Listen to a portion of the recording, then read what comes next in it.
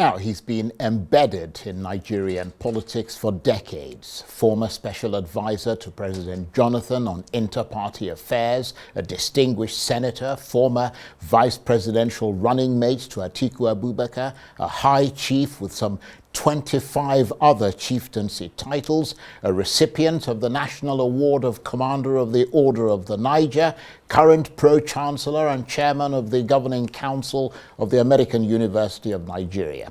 To say the least, a political figure of note. You could say that Senator Ben Obi has been at the center of Nigerian politics for decades, bruising his way through the rough and tumble of it all. But behind all that trench warfare, there was always an intellectual at work. Politics is, of course, like a game of snakes and ladders. You go up or you go down according to events.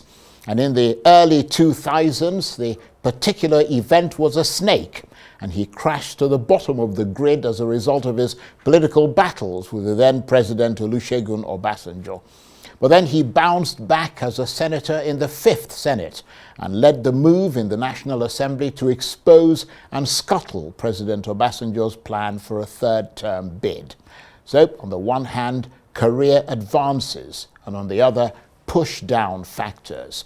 But through it all, he says he tried to do things in whatever way he could to improve Nigerian society, especially in the various ways he's played, or various roles he's played in Nigerian politics.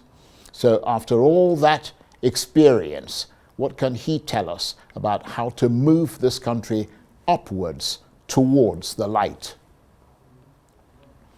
And I'm suitably delighted to say that I'm joined now in the studio by the former vice presidential running mate to Atiku Abubakar in 2007, and former special advisor to President Goodluck Jonathan on inter-party affairs, Senator Ben Obi, who is the current pro-chancellor and chairman of the Governing Council of the American University of Nigeria. Thank you very much indeed for joining us. Thank you very much, Charles, and good evening, viewers. I mean, there's so much to say about you. That's taken up almost 5 minutes of the opening. I mean, and I didn't even say half the things that you've done.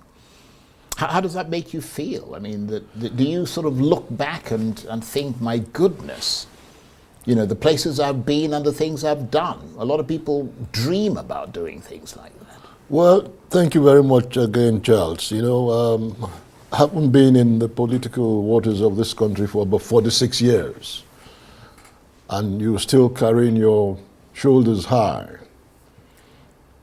And in the murky waters of Nigerian politics,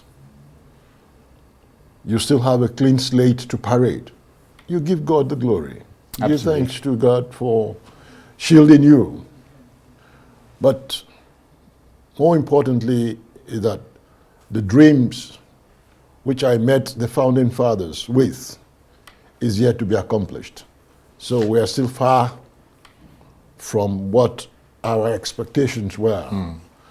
So you see, those of us who were grilled and groomed by the founding fathers, we still have the pain, we still nurse the pain that we are yet to accomplish the dreams of the founding fathers. Whilst the possibilities of accomplishing them are abundantly available. So it's a cause for concern for people like us, actually. And in that regard, I mean, as we mentioned, you've been a ranking politician in this country for many years. When you look at the bruising economic situation and the sense that this country is in the throes of bad governance, as you yourself hinted there, and when you see the suffering people are enduring, where survival seems like a miracle, how do you think things can be put right in Nigeria? How can somebody said Humpty Dumpty, or how can it Humpty Dumpty itself back onto the wall? Correct. Well, Charles, again, this is one of the reasons why the Patriots approached Mr. President a couple of days ago. And you were a member of the Patriots, of course. Yes, I am. You were there with them. I am a member of the Patriot. Right. And it was decided at the National Colloquium held in honor and memory of the immediate past chairman of the Patriots, Professor Ben Wabweze, who, as you well know, was Africa's #1 constitutional lawyer. And the far-reaching decisions were taken about the constitution of this country. And they decided that the Patriots should once again visit President Tinubu. The Patriots have it as a policy not to visit with any president or head of state. They communicate with them via advertisements of their communique. But in 2013, we set aside that policy to visit with President Jonathan. I was mandated to secure the appointment. And you were his special advisor. I was his special advisor. Right. So he granted the appointment. And we visited and made one item agenda calling for the Constitutional Conference. That took place in 2014. That took place in 2014. And he immediately told us he was setting up a technical committee headed by Senator Kurumu that gave birth to the Constitutional Conference. Again, this time, we set aside our policy. I said, we needed a new democratically constituted constitution for this country. So we need to approach the president. And it was expressly approved by the colloquium. And members were duly informed accordingly. Because, I mean, for instance, a constitution that does not take care of productivity of its people, productivity, where can that constitution take you to? But you mentioned the fact that when you saw Goodluck Jonathan, obviously the Patriot Group were the agents provocateurs that led to that constitutional conference. Correct. And he immediately responded by setting up a technical committee. I mean, this time around, when you went to see President Tinubu, did you achieve what you wanted to achieve? Well, we did to a large extent. Now listen, the president said his priority is the economy of the country.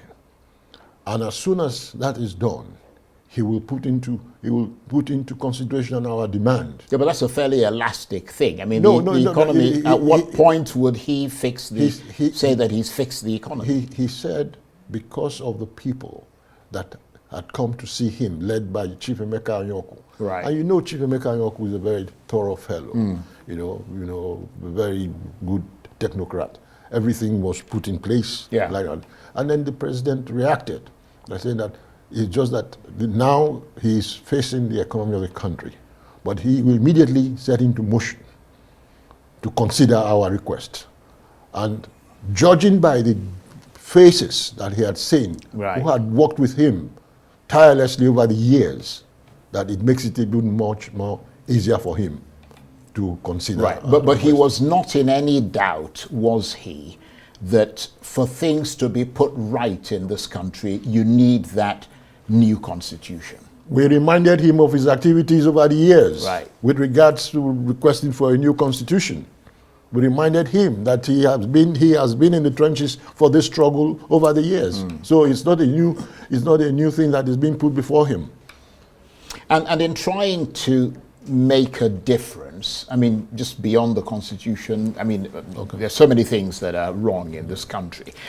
In trying to make that difference and to put things right in Nigeria, how important is it for everybody on all sides of the political aisle to come to the conclusion that this country is as dysfunctional as a nation could ever be?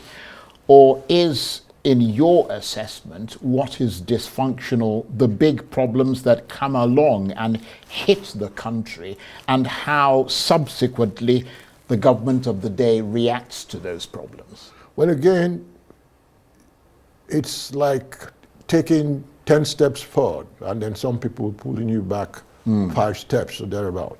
There will still be people who will not be in agreement with whatever decisions you bring forward in the interest of the country.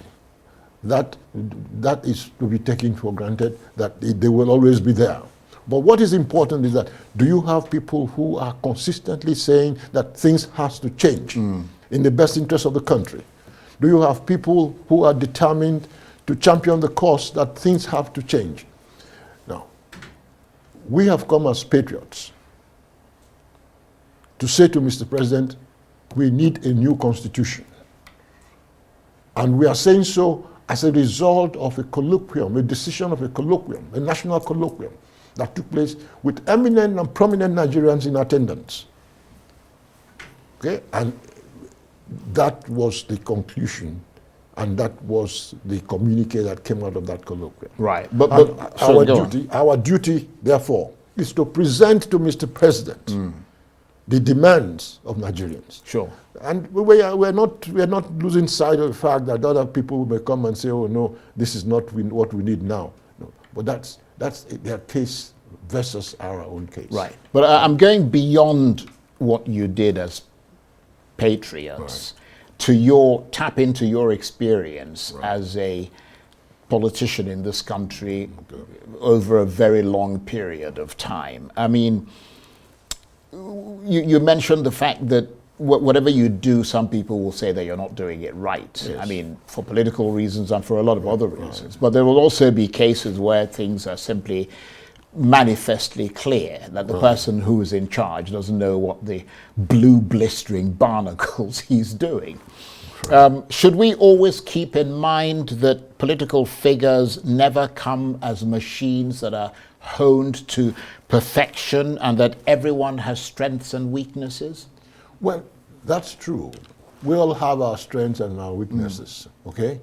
But what I'm trying to say, Charles, is that you have to identify people like minds to go along with you whenever you have a decision that you want to put across. You have to get those like minds to stand with you on those points, and you raise them strong and hard. You know, people will still come with their provincial and regional perspective. It is a common trend. We've seen that happen even from the First Republic. But that should not deter you. What is important is you are talking to the right quarters. We have now communicated our position to Mr. President. Right. And we're not going to relent on it. And when you look at President Tinubu, how would you assess his strengths and weaknesses? I mean, I'm not talking about in the context of your visit. I'm just saying broadly generally, speaking. yes. Yeah. Now, you see, we all age by the day. Now, the president I saw is not as active as the president I used to know when he was a governor. Ditto for my own good self, my humble self. I'm not as active as I used to be. I mean, when we started politics, in 1978, I mean, we started as revolutionaries, the Nigeria Advance Party. That's how we started, as revolutionaries. But looking back now, I don't think what some of the things I said in 1978, 79, 80, I would say them today. You know? So, age has caught up with the president. There's no question about that. But then he still understands because he reacted sharply to our presentation. Right. And I think all he needs to do is to have the right people around him. Now, whether he has the right people around him as we speak, time will tell. Time will tell. Right. But just looking, you mentioned there that you were a firebrand. You used the word revolutionary in those days. And I mean, you were well known as a, very intelligent, very intellectual sort of politician. Who tried to stand for right. I mean, you were the one who exposed to the Fifth Senate, I believe, President Obasanjo's third-term bid. Right. And there was no love lost between the two of you. In fact, your political relationship was rather unpleasant, wasn't it? Very, very. Because I worked with him. I was special advisor to the NSA. So I worked with President Obasanjo. And I was pretty close to him until the divide came. And what was it? Oh, they were very worried that if I went into the Senate, anything could have happened. So he had good reason to be worried. Well, fine. Well, till date, I am the only politician since 1999 that won election, primary election unopposed, won the general election unopposed, till date. And then you imagine that somebody who never picked up a form to challenge or to contest the Senate now became the senator. So I went to President Obasanjo, my boss. I said, Mr. President, I'm not going to allow this. I'm going to fight this. I'm going to fight it to the end. He said, oh, you have my support. Go ahead. Go ahead and fight it. You know, thinking that... that you wouldn't sort of... You know, but I was determined, and that's how I became the first politician again that was able to retrieve his mandate from the courts. And then, of course, followed with Peter Obi and co, who came in.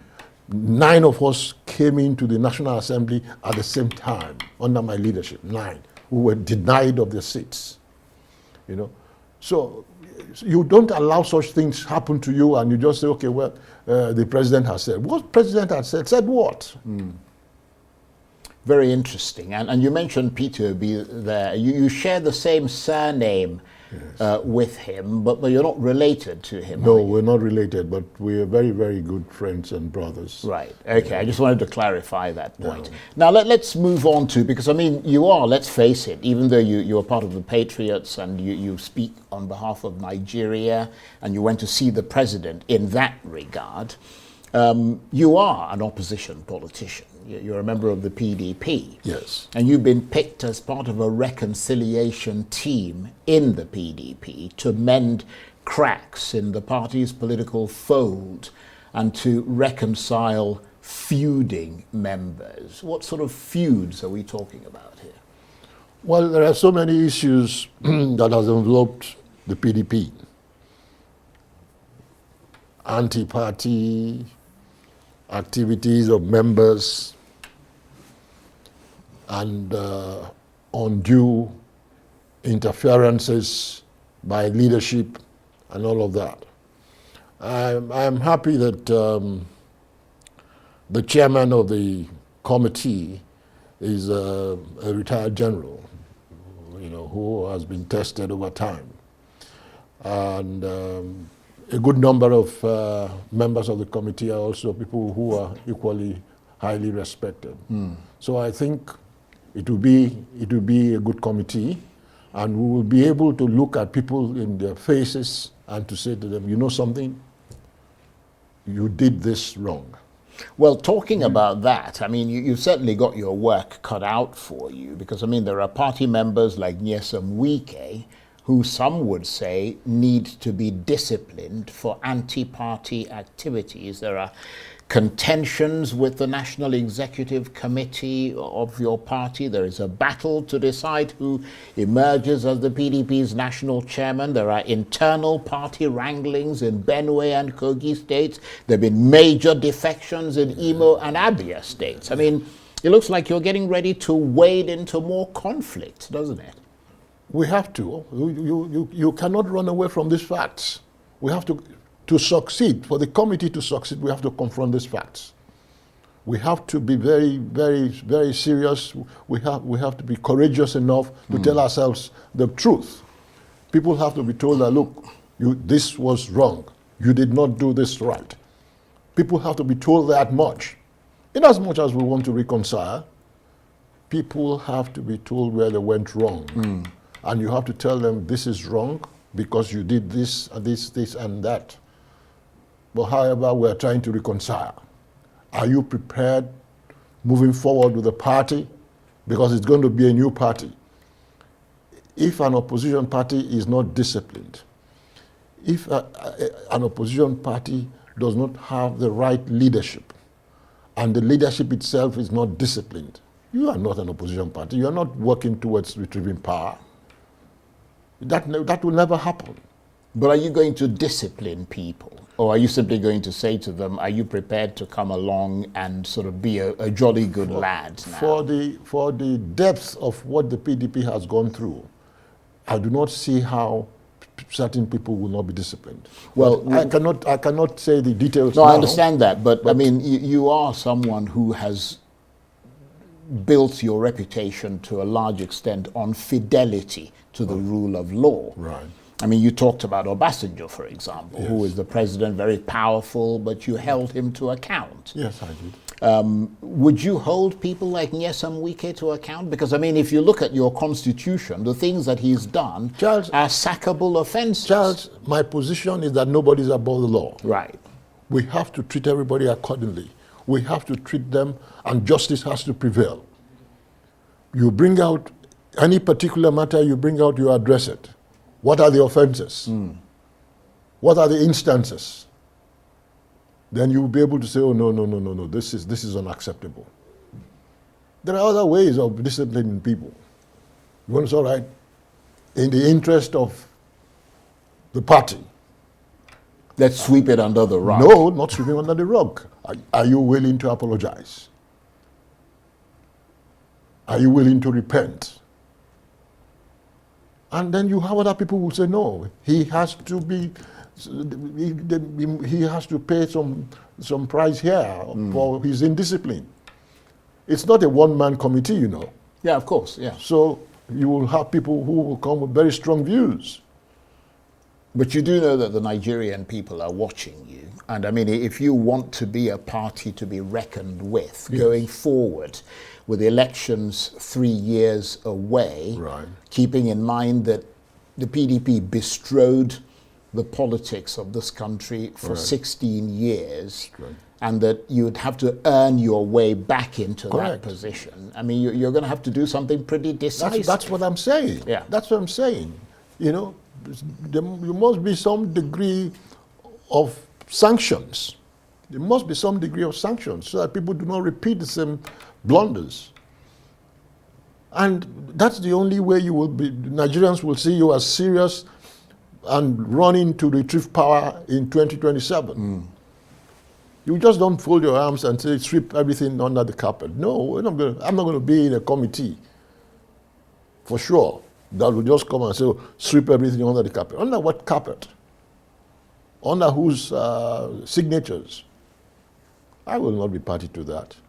I will be party to making sure that things like that do not happen again. And the PDP is back on track to the expectations, because the expectations of Nigerians are quite high with regards to the PDP. And that's the truth. So just, we're fast running out of time, but it's been brilliant talking with you here. Just returning to that very important issue and non-partisan issue of the patriots who went to see President Tinubu. What would be a reasonable amount of time that would expire before you start thinking that what you asked for is not being given due consideration? Thank you. That's a very good one. Again, like I said, you know how thorough Chief Emeka Anyaku will be. Before we went to see President Tinubu, he had an audience with all members of the delegation. First of all, to agree on the position which we all have adopted at the colloquium. And those positions were clearly adopted again, or readopted, for presentation. After the meeting with the president, he again invited the delegation. Say, now we have seen the president, we have the good meeting, the good outing, and the president has said he was going to look into it. How much time do we have? I think we agreed that we should give 6 months. Right. After which he will make contact with the president again on the subject matter. So everything is being followed according to the intentions of the delegation and the demand of the patriots. Well, I have to say, Senator, it's been really nice having you in here and having that inside track, you know, that you've given us, and also the benefit of your many years as a politician in this country. Senator Ben Obi, is a former vice presidential running mate to Atiku Abubakar, former special advisor to President Goodluck Jonathan, and current pro-chancellor and chairman of the governing council of the American University of Nigeria. Thank you very much indeed. Thank you very much. Lovely to see you.